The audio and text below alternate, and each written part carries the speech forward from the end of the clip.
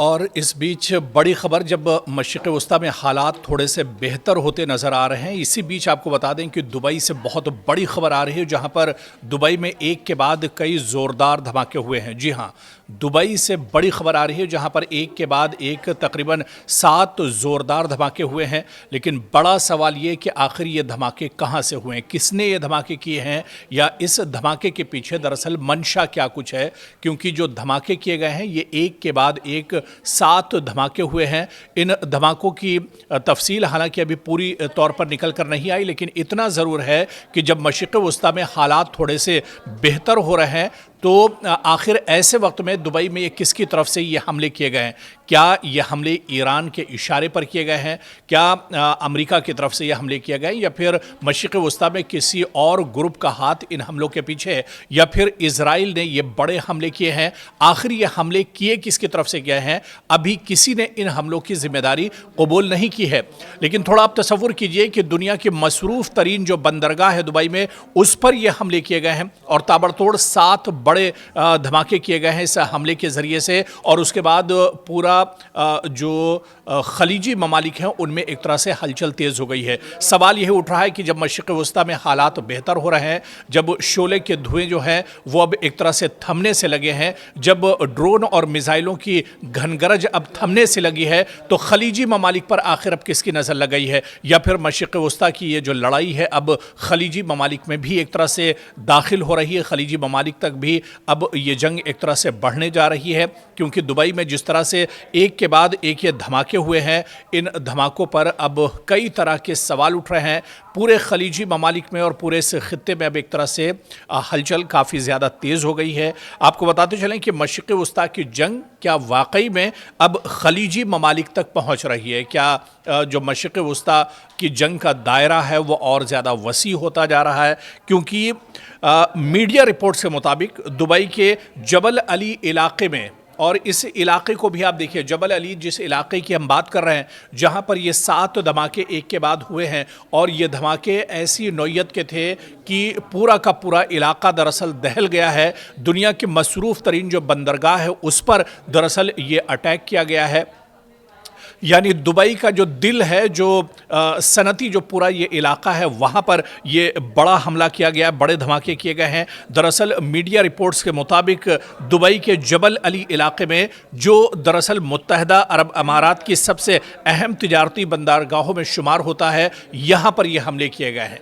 तो क्या अब मशरिक़ वस्ता की जो जंग है, ईरान, अमेरिका और इजराइल की जो जंग है, इसका दायरा क्या लगातार वसी हो रहा है? क्या इसका दायरा अब एक तरह से बढ़ता जा रहा है? क्या अब इसका दायरा जो है वो खलीजी ममालिक तक पहुंच रहा है? ये दरअसल बहुत अहम है, क्योंकि इस हमले का जो महल वक़ू है, इस हमले की जो टाइमिंग है, उस पर कई तरह के सवाल उठ रहे हैं। जबल अली क्योंकि मुत्तहदा अरब अमारात से बहुत नज़दीक है, दुबई का ये पूरा बंदरगाही इलाका है, साहिली इलाका है, जहाँ पर ये बड़े हमले किए गए हैं। यानी दुबई की जो मईशत है, दुबई का जो कारोबारी इलाका है, पूरे उस रीजन को दरअसल इन हमलों के ज़रिए से टारगेट किया गया है।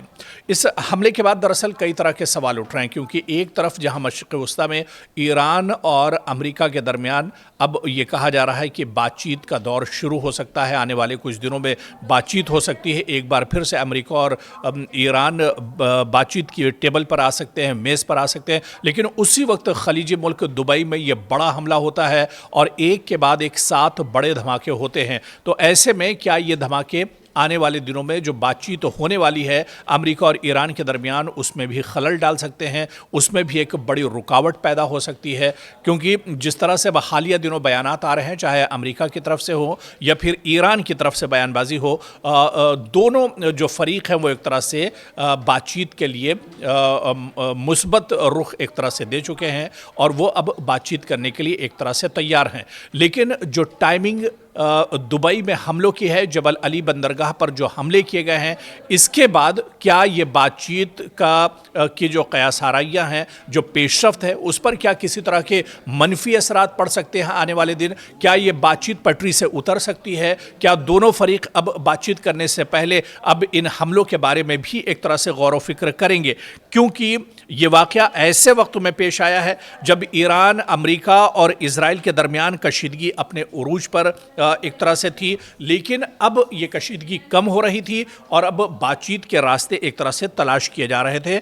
ऐसे वक्त में ये हमले हुए हैं, तो क्या इन हमलों का असर आने वाले दिनों में ईरान अमेरिका के दरमियान जो बातचीत होने वाली है, और ख़ास तौर से जो ममालिक इसमें सालिस का किरदार अदा कर रहे हैं, चाहे कतर की बात करें, ओमान की बात करें, सऊदी अरब की बात करें, पाकिस्तान की बात करें, क्या इन ममालिक के लिए भी ये जो हमले हैं, जो इनकी पेशरफ्त है, उसके लिए भी ये एक मुसीबत खड़ी कर सकते हैं, एक परेशानी का सबब हो सकते हैं? क्योंकि अब इन हमलों के बाद अमेरिका भी एक तरह से अलर्ट हो गया है।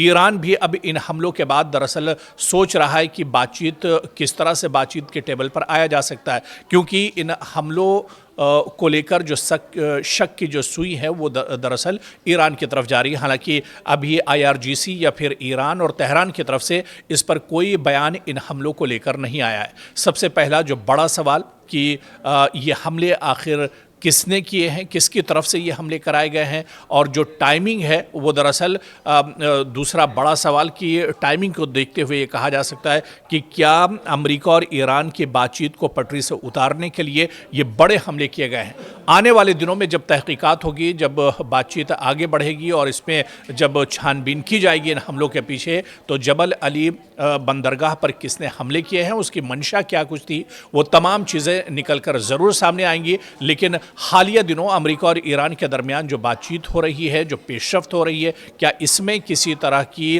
रुकावट आ सकती है, ये भी देखना आने वाले दिनों में अहम होगा।